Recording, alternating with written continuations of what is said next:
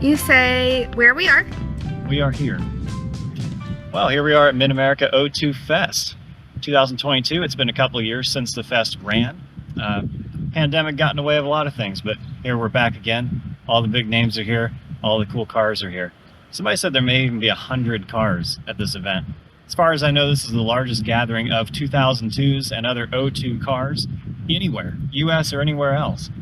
Behind me, you can see a lot of pretty cool colors. We've got Scott's Golf green or yellow, whichever way you look at it. We've got a couple of rare ones. We've got a couple TIIs. We've got a couple of Tourings.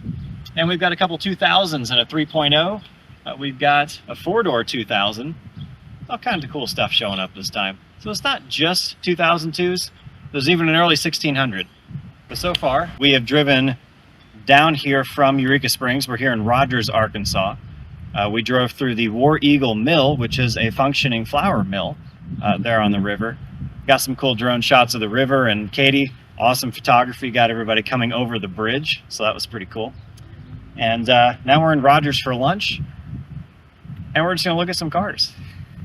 Also, if you're wondering where my car is, what do you think, Katie? Oh, it's not here. It's not here. My car is at home on stands. There's a short list of things that need to be done, about as long as my arm.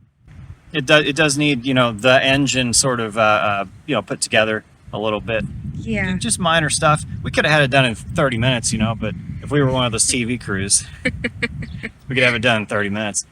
I'm only 57, so by the time I'm 60, I should probably be able to get this figured out.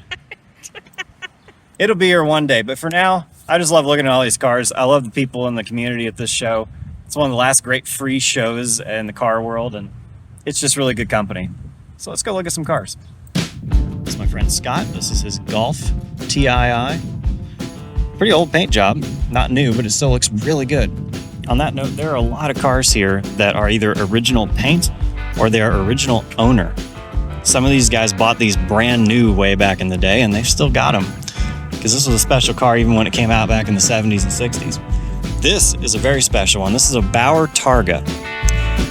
This is a very low production aftermarket company that worked with BMW to produce Targa versions of the 2002.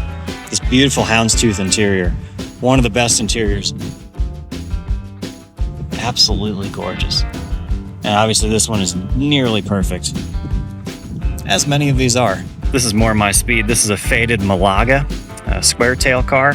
This is one of the colors that my car has been in its life. And looks like there's a little Bondo on the trunk.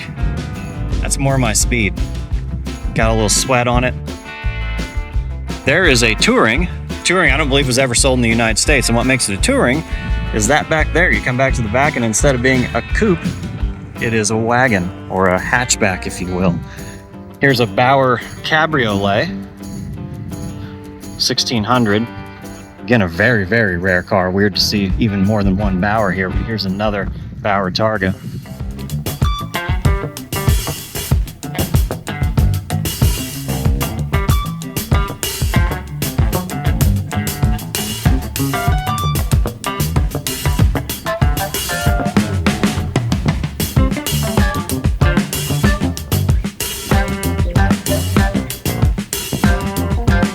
Katie's over here looking at art. So am I. Oh. That is a face, isn't it? I know Katie and I would disagree on this one. I see her down there shaking her head. But man, that is... Whew, that's nice. What do you think of that? Nope. Katie says nope. That is pretty cool. It's like a person's face. Well, everybody's heading out now from Rogers. Got a very beautiful traffic jam happening over here. There's a bunch of O2s that are leaving the parking lot. Ooh, there goes the 2000 CS. And the rats. Look at the rats together.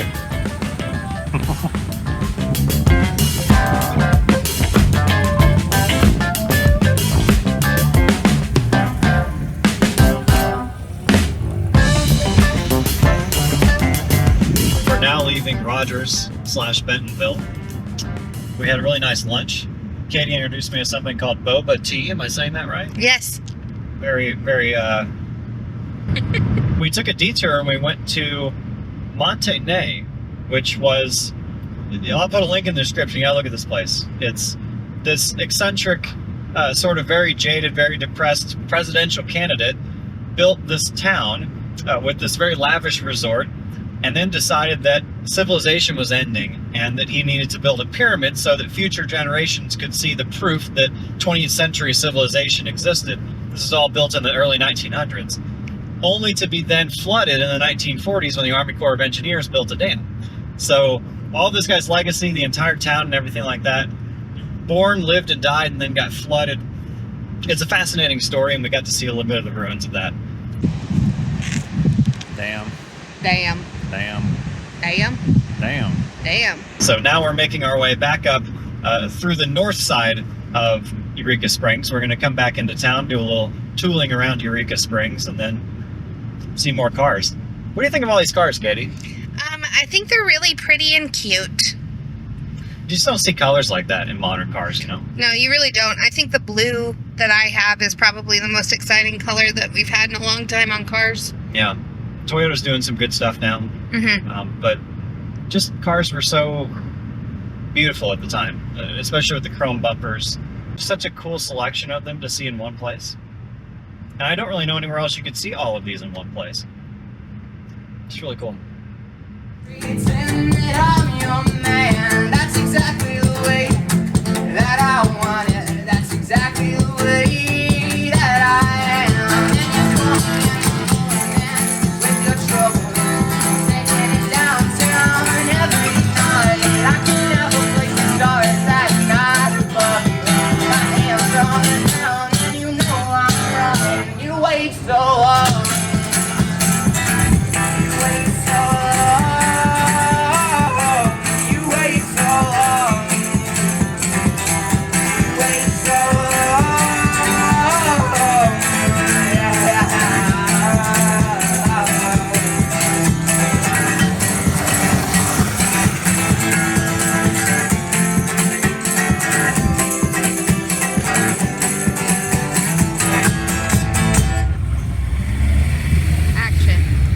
Saturday here at the O2 Fest. That means it's car show day. Basically everybody kind of gathers. There's tech events throughout the day, and you basically spend the day looking at cars, which is the best part. Yesterday we drove back from Rogers. We saw the sights around Eureka Springs. We saw the Crescent Hotel, we saw the Overlook, we saw the Jesus, and we saw some springs. So in the 1800s, Eureka Springs kind of got its start with these healing waters, these springs that come out of the mountain in various areas. And that sort of gave birth to a really eclectic culture, and that is still here today. The people here, the houses here, even the roads are just sort of in the mountainside, and they carve and they're very tight. You would not want to bring like the Sequoia or something like that here, it wouldn't fit. It's a really cool town. And it's a perfect backdrop for something like this, these really eclectic cars, these beautiful colors. So today we're just going to kind of float around, look at cars. I'll show you some of my favorites, and we'll see what this is all about.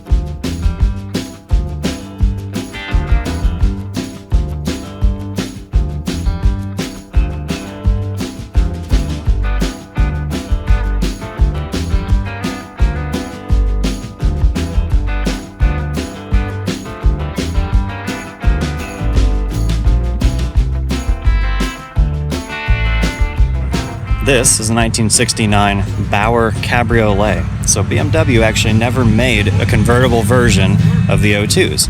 It was a different company called Bauer. BMW would make the car and Bauer would do the modifications. They would strengthen the chassis and take the top off. They were never sold in the US, however. So the fact that this one was found in Lodi, California in 1995 must mean that maybe a serviceman brought it over, maybe somebody who really knew their cars brought it over, but nonetheless, it's one of the rarest examples of an O2 of any variety in the United States.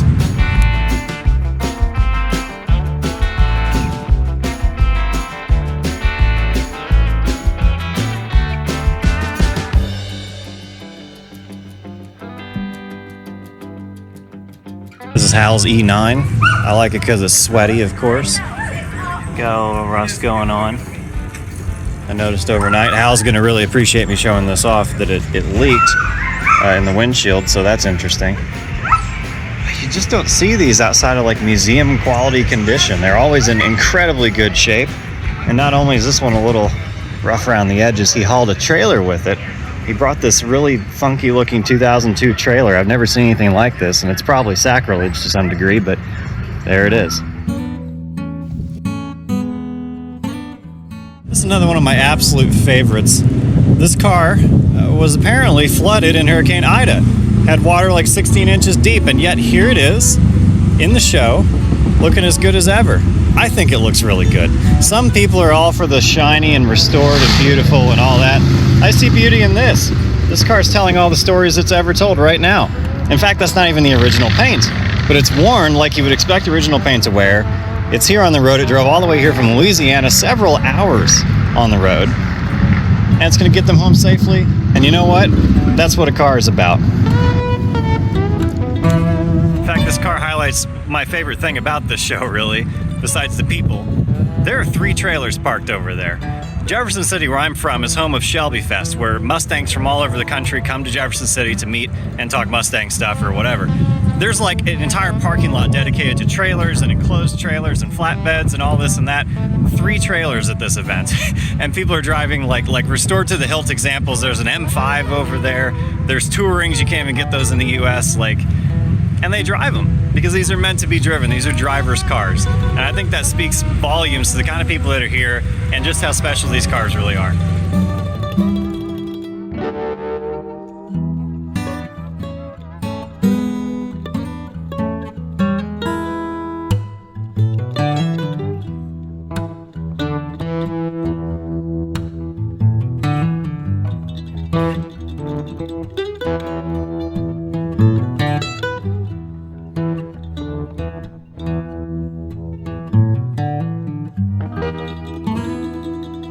We took a brief look at this car yesterday, but this is a rotary-powered BMW 2002. The car is named Walter after Walter White because I bought it from a meth cook. I did. That's why I have Heisenberger's sticker on it. I love that.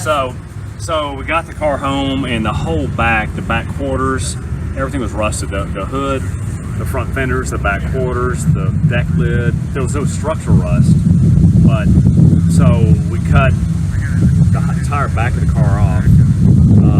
I got the hood and the front fender from a Malaga car.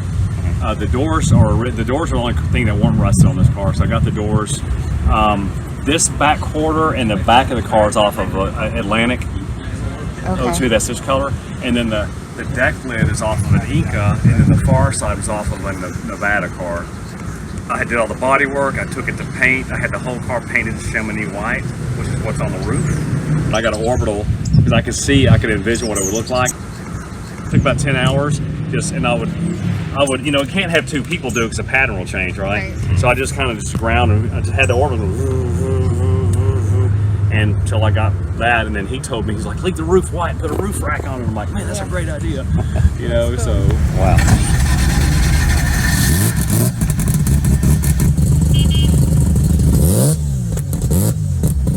I had an M10 in it, then I had an M42, then I ended up putting a rotary in it. And is that a 13B? Okay.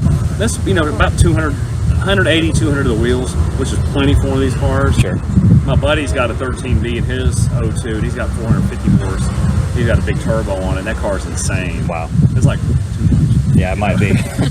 Well, it's not too much for Chris, it's too much for me. And that motor weighs 75 pounds less, so it's really changed the handling a great deal on it. It's been fun. Well, it looks fantastic. That's a cool car, man. Yeah, I was trying to figure out last night. Katie is an artist. She's a painter. So I've asked her what her favorite color is, and she says this.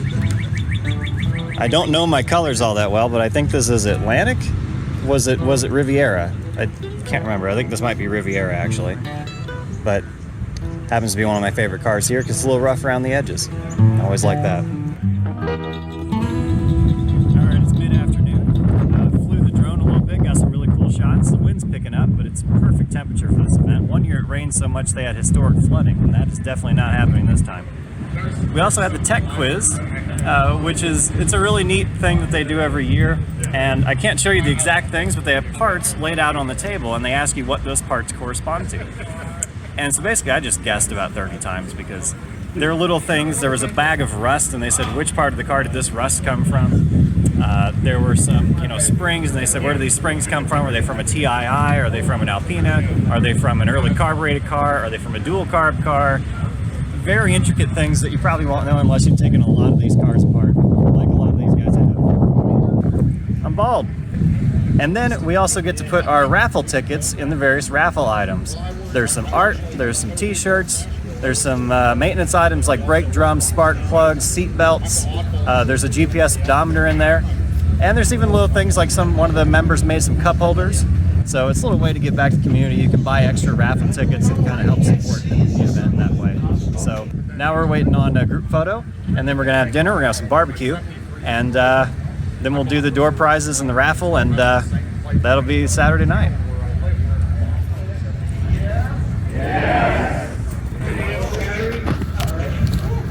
Crazy on three. 1, 2, 3.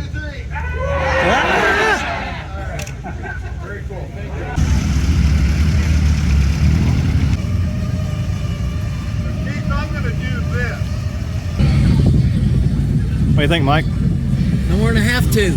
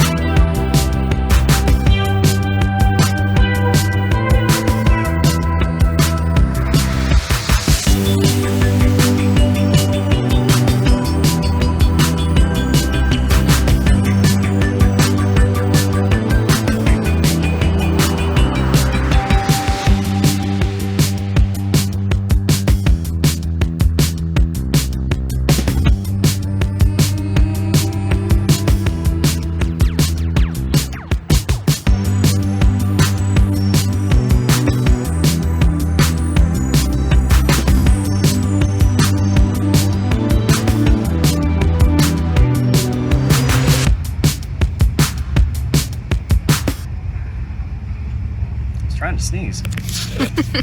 So it's about 7 p.m. now. We had the group photo with everybody in it. We had the group car photo with everybody and their cars in it. Somebody counted around 73 cars, which, if true, would mean that this was the second largest show ever. Now, I don't have my car here. There's at least 2 other people who don't have their cars here, which I think that alone would have made it the largest one ever. So I think being the first one after the pandemic, I think next year will be even bigger. But it's not all about numbers. We've got some really cool stuff here. I mean, behind me is a 2000 Touring, and it's one of 2 2000 Tourings here, which is wild. We have 2 Bauer Cabriolets here. We have 2 Bauer Targas here. We have 2 2000 CSs here, and a 3-liter. It's just a huge number of really strange cars that aren't necessarily just your run-of-the-mill 2002, but even some of the 2002s are hiding some pretty cool surprises under the hood. It's been a really fun time looking around, talking to people, hearing their stories about their cars. And it's all possible because of a big group of volunteers. I mentioned this dinner was free earlier. That's because there's a big group of volunteers and a big group of people who have businesses in and around the car culture of 2002s that support this every year, year in and year out. They make it possible. So thank you from me and all of us to them. And I think the only thing left to do tonight is the raffle, where they will give away all the door prizes. Let's see if we get lucky. This is an actual photograph of Scott Treadle at speed in BMW North America's. As a passenger with Tom Kosinski. I was not driving that car, but Tom was driving. Up there. Scott donated this to us. This is in Shenley Park. 4408. Jack got it? Oh, that's perfect. Cordless ratchet, courtesy of Stephen Carston. That's pretty cool. Steve Nelson. This is the girl that gets it all done.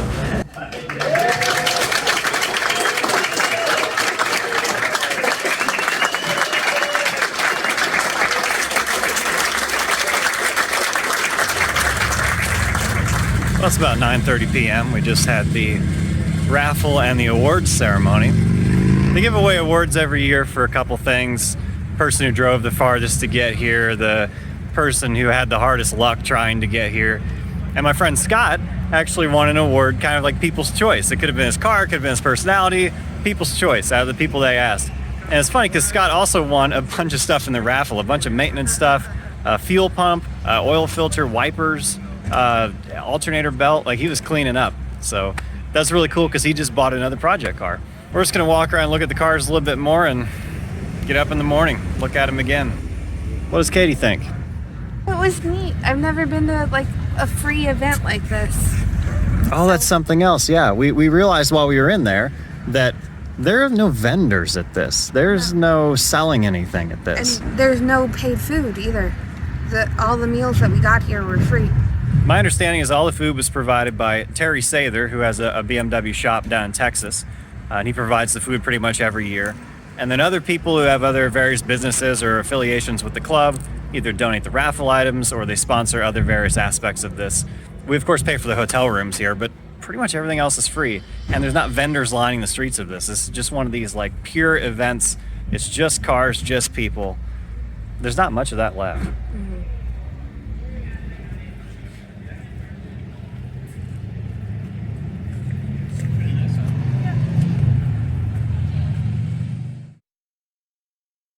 We got a bit of rain overnight, and it's spring here in Arkansas, and the pollen is just something else. It's just saturated. There's a pile of pollen over in the parking lot that's just like an actual pile of pollen. It's incredible. Oh, here it is. Look at that. That is all pollen. That's just going right in your nose. Whew. Well, it's Sunday morning, 11 a.m., and the parking lot is completely empty. Everybody's gone. That's a depressing way to start this video. Let's try that again. If I seem like I'm stumbling over my words, it's because it's really early.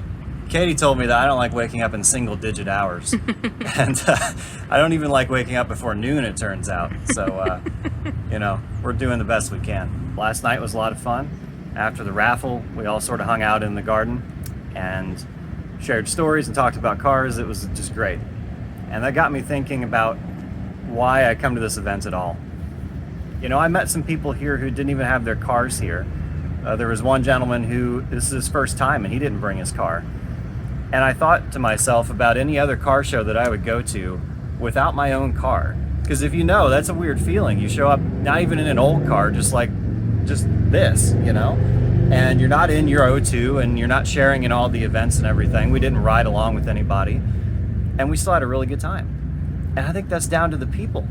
It's down to the culture of this event, the people who come to this event, the people who keep it going year after year. It brings in people who don't even have their car here. That says so much about what happens here, and it's what keeps me coming back. Hey Justin. Yo. What was your favorite car? Oh, gosh, that's hard. That's a tough choice. I like the one that was in the Hurricane. I like its originality and the fact that when we first saw it, it was parked all the way over there, and they kind of didn't feel like they belonged in the show because everything was so shiny. And then as people talked to them, they realized they could bring the car in and be part of the show. I like that. I like seeing them sweaty. The other one that comes to mind is the 2000 CS. There were two of them, and of course I gravitated to the sweaty one because I like it to be a little rough around the edges, telling its stories, and I'd say it's kind of between those two. What about you? Mine. No. I like the ones that are the shiny black paint with the chrome on there. Obviously, I'm going to pick by color because I have no other standard to pick by. Fair. But the shiny black paint with the chrome around them just always looks so sharp. And I think that those were the ones that I liked the most. There was also a guy who Justin took a lot of footage of that spent a lot of time creating this very artsy pattern on the outside of his car, The rotary car. the rotary car. And I loved that. And I loved seeing that. And I think I'm going to steal it for a canvas. Yeah, we actually talked to him about But- trying to emulate that pattern on a canvas. Yeah. Yeah, I think that's really cool. That one was really That guy cool. was one of my favorite people to talk to, I think. Just because he was another art person. And that was good to talk to. Artists all gravitate. They kind of do. Well, I think that wraps up our coverage of Mid-America 02 Fest. Tune again next year. I think that's going to be all for us. We've had an awesome time. If you have a BMW 2002, anywhere in the country, come to this event. There's a guy here from Florida. There's a guy here from Maine, Massachusetts. At one point, there were 3 Eastern state plates all lined up, and they're all like hours and hours away. Come to this event if you have an old BMW, especially an 02. You're going to have a blast. See you guys next time. Take care. Have an awesome day. Goodbye.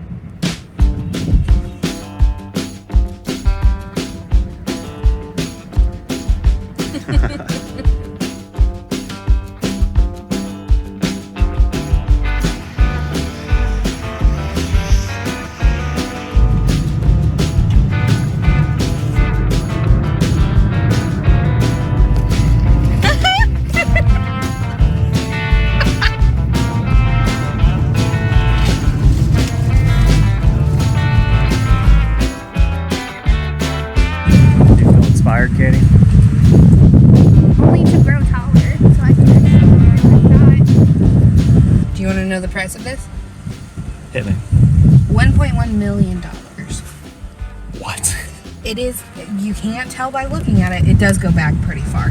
It is a 4-bedroom, 5-bathroom, 5,000 square foot house with a detached 2-car garage. Wow. But that's over $1 million. That's nuts. I mean, it's really cute. Can we It's just beautiful. establish that? It is a beautiful home. This it's is the that building. and this is this. Okay, the garage is with it. Yeah. Okay, that makes a little more sense. But it's funny how like these hills, they hide massive houses. They looked like a little cabin when we drove past. Well, let's win the lottery. All right.